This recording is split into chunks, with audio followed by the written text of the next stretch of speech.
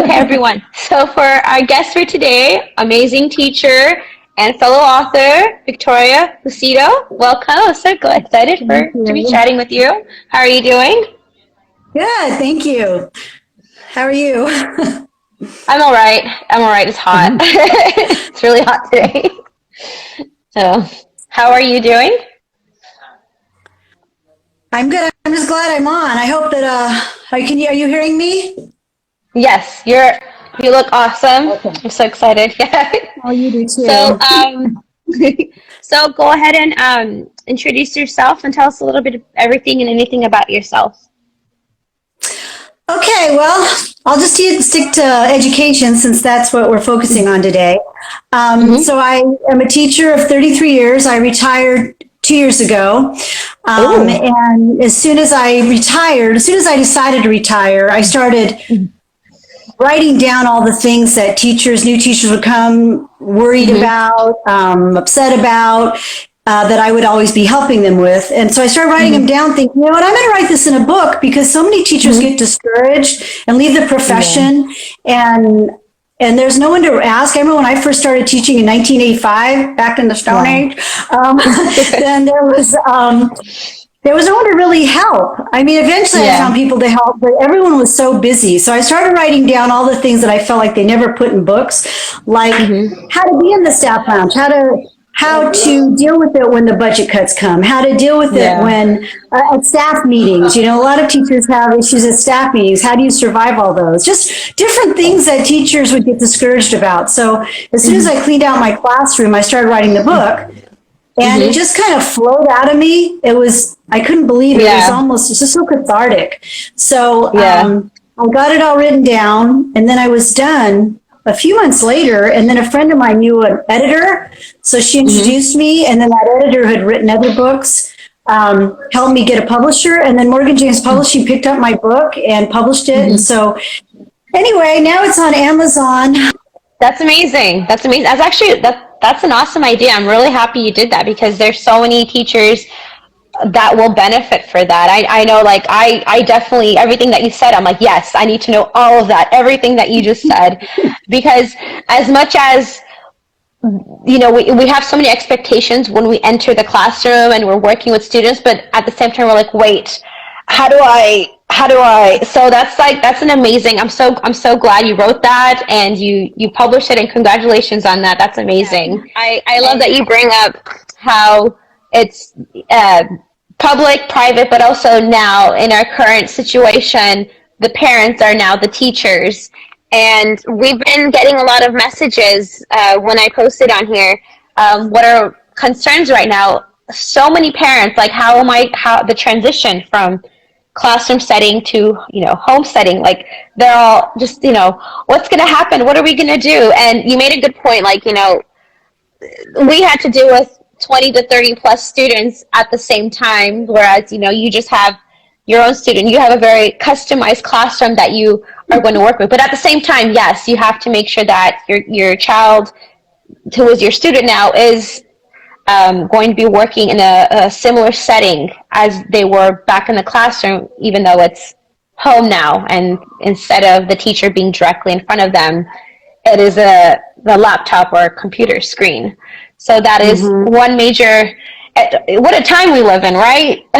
Going from the classroom settings and now this. And so I think that's like something that we can help parents as well, how we can ease that adjustment now that we will temporarily, hopefully short term and temporarily, we'll be working with until it is safe to go back to the Right. classrooms for all of our students. Yeah, I was telling one of my students, um, that what we're experiencing right now, like, one day when you're an adult, it's going to be in a textbook. And he said to me, like, Mm-hmm. oh, that's amazing. Like, it switched everything. Like, wow, like the different perspective. Like, oh man, that's amazing. I'm like, yeah. So, don't think like too negatively about our experience. Like, what you're going through, like, it's going to impact you later on. And I told them, like, can you imagine if, like, this happened 15, 20, 30 years ago? We didn't have laptops or cell phones. So we're living at the perfect time. We're living at the I perfect want to time. say too, I want to say a shout out for my school district and for all the school districts that are making this work and doing everything they can. My school district, and I know the other neighboring, and I'm sure I've heard of districts across the country, and I'm sure the world, doing everything they can to support teachers, to support the students, getting them the Chromebooks if they don't have access to, getting them Wi-Fi hotspots. Like in our district, and I know other districts too, when the graduating seniors, it was so disappointing. They figured out a way to do a drive-through, graduation. And I just want to shout out to my superintendent, PK Diffenbaugh, the MPUSD superintendent, sorry, I'm a little tongue-tied, who's done everything he can to support teachers and staff and kids and parents through this time. And I know that that's true globally too. So that's really exactly. Like you said, 30 years ago, we wouldn't have had the means. I mean, I still think just schools probably would have tried to support, but I just see how PK is doing everything he can. And I just anyway, I appreciate all the staff, everybody that's working to make this positive for kids. Don't constantly tell other teachers how tired you are, because everybody's tired. Nobody wants to hear, I'm so tired. Once in a while, that's okay, but try to be a team player with everybody, with everybody, the administration, everybody on campus. Try to show that you're a team player, that you're not just thinking about how tired you are. But anyway, I love that. You make it. Yeah, you're right. So every generation, kids are the same, but there's something that every generation that makes them so difficult to work. So like you said, like technology, but no matter what it is, we do need to do the active listening and spend time with our own children, with teachers, with their students. That's an excellent point. So before we go to Q&A, let's talk a little bit about bullying, as your perspective as a teacher, and any techniques to ways to prevent it in the classroom setting. Yeah, I've been thinking about it a lot since you said that we were going to discuss it. And at a Colton, we would have what's called advisory period. I'm sure I'll teach you a homeroom type thing, where we did a lot of bullying activities. And, like I had said to you in our conversation before, that bullying's been around forever. It's nothing new, but it's harder now because, in my opinion, because of technology. Like when I was in 7th grade, if somebody said something about me, then be gone and whatever. But now if somebody posts something, it's out there forever, for so many people to see. So that cyber problem. But I was thinking about what we talked about about bullying. And like I had said to you earlier, that one of the things I did was be like a hawk in my classroom and be aware and not allow for anything that I saw, and shut it down as quickly as possible. And something else we did at our school is called WEB, where everyone belongs, where they would get students, and some of these would be high-risk students, 8th graders that would work with 6th graders, and putting the kids in a leadership position sometimes, and then you make the connection with the younger kids. Sometimes that, once you get to know somebody, that I feel like once you really get to know somebody and understand them, it's hard to bully them when you understand. But I think one of the things I was going to say about bullying that's really important is teaching the victim how to stand up for themselves. I was thinking about that this morning because my son, I asked his permission about this, but my son was being bullied in 5th grade by, I'm not going to say the boy's name, obviously, but bullying. And the teacher was trying everything she could to stop the bullying, but a teacher can't be everywhere all the time.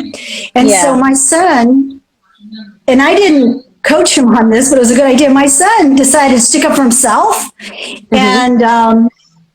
And once he stuck up for himself, then that kid stopped. So sometimes it's how you carry yourself. I think if we had some trainings for the kids on how to, like body language, I don't know, I don't think it matters how big you are or how small you are. I was bullied one time in junior high, and by some girls who are now my friends, and we laugh. They said they don't remember, but anyway, we laugh about it now. But there was a boy who liked me, and they liked, so they were bullying me. And that's the only time I've ever been bullied. And I learned how, and actually the vice principal did stick up for me, but I learned how to stick up for myself. And so when I went, in junior high, I kind of went to a little rough schools in the late 60s, early 70s. And there was a lot of things going on, kind of like today. Yeah. So everyone go ahead and check out her book. Yes, message her. We'll see you all next episode. Thank you, Vicki, so much again. It was so wonderful talking with you. So many wonderful things. And yes, this is a topic that's never ending. I feel like we can just talk about this hours and days, just teaching. It's a wonderful profession and a huge learning experience for us as well. So thank you so much. We'll see you all next episode.